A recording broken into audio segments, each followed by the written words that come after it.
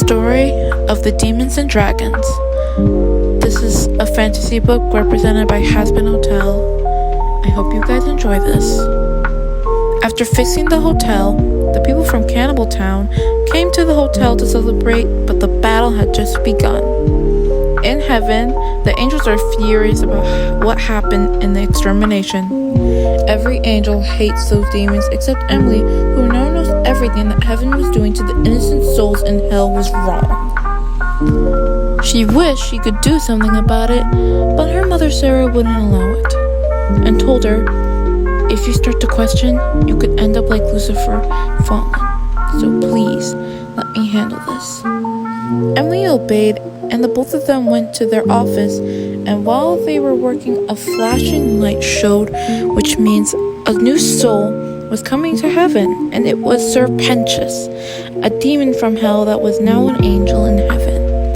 Emily was smiling and surprised because she knew he was from hell, and this means demons can be reformed and turn into angels. But Sarah was the complete opposite. She was surprised by a demon from hell who was now up here in heaven because of the princess of hell in her hotel. But Sarah then spoke. Welcome, new soul. I'm sorry, but weren't you in hell? Serpentius replies, yes, I was until Adam killed me. I thought I was dead. Again. But until I saw a bright light in my vision, then I somehow got here. After Sarah heard this, she said, you need to leave and go back to hell now. Sarah said demandingly at Serpentius.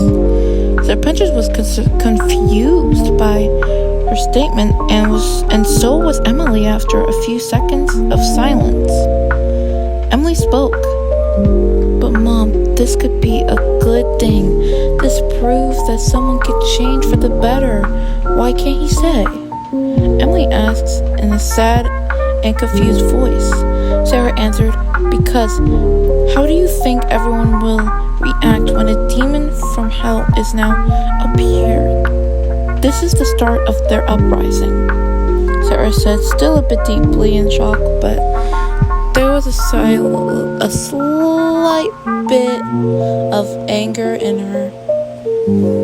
Emily now replies, saying, but Sarah, what if? Sarah stops her from speaking and tells Emily, we are sending him back to hell, and that's it.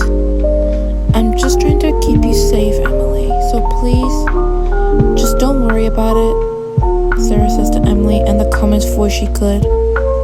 Emily was sad and angry, but respected her mother's wishes and stayed silent.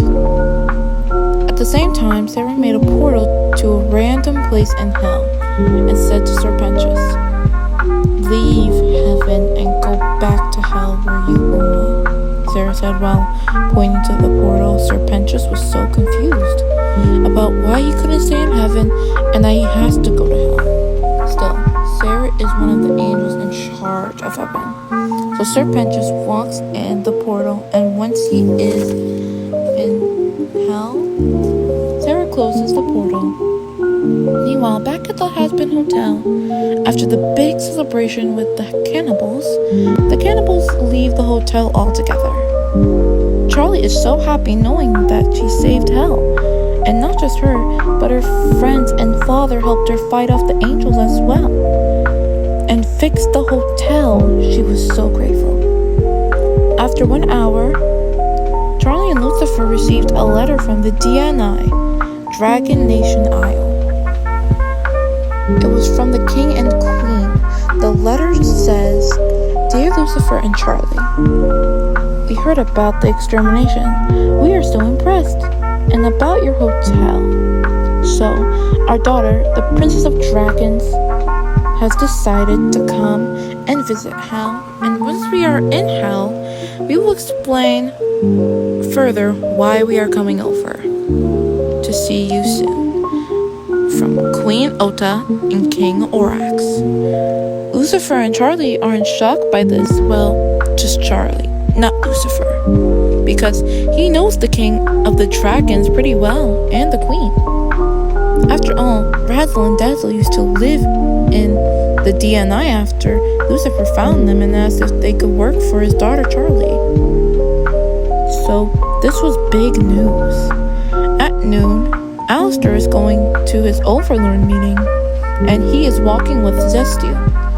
Alistair is talking about the extermination and how they succeeded in beating the angels, and Adam, who led the extermination. Zestiel was so impressed by all this information that Alistair was giving him, but while they were walking to their Overlord meeting at the building that Carmilla had technically made, a person in a long red and black plaid hoodie, well, basically hood, but Alistair assumed it was a hoodie, accidentally bumped into Alistair and fell while Alistair was right there standing in front of them. Alistair was lending out a hand, saying, "Be careful, dear," he said, still holding out his hand in front of the person in the black and red plaid hood. But they just got up, refusing to take his hand, and walked off. Alistair was so confused about it, so he attracted his hand back and caught a glimpse of the red and black plaid hood person. His wrist and saw the purple jewel bracelet on their wrist, but Alistair didn't mind it and just continued walking with Zestiel to their Overlord meeting.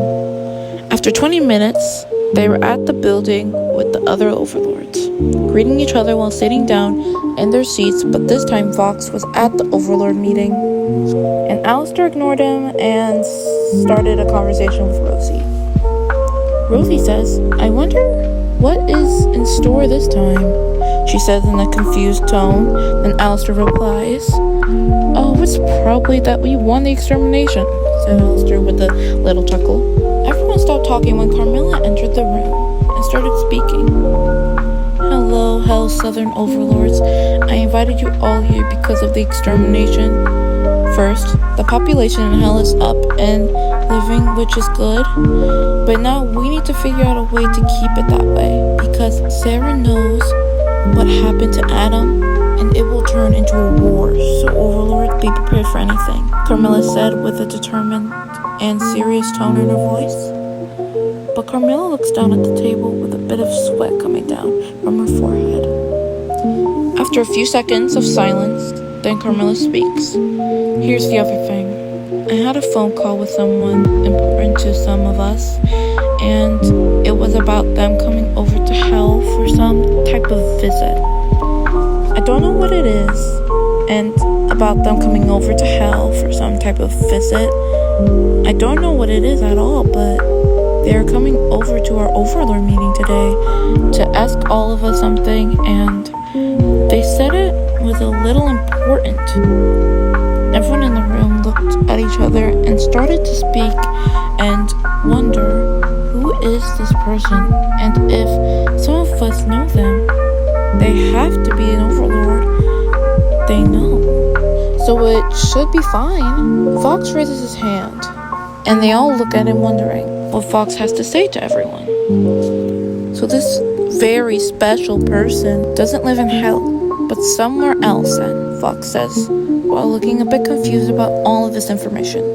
Carmilla replies with a nod, while everyone looks at each other with confusion. Once again, if this person isn't from Hell, then it can't be an Overlord or demon. Who is it? That was the first part of the book.